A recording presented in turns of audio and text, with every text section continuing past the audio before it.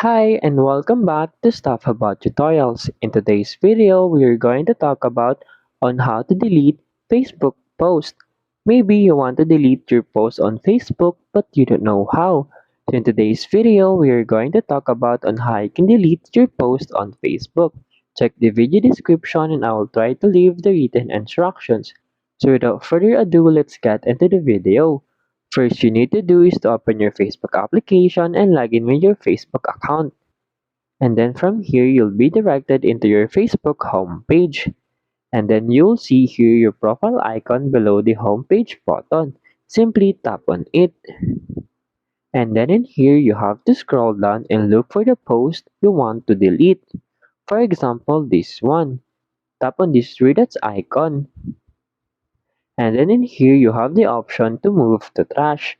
Items in your trash are deleted after 30 days. Simply tap on this move to trash. And then in here, as you can see, move to trash. Item in your trash will be automatically deleted after 30 days. You can delete them earlier from your trash by going to your activity login settings.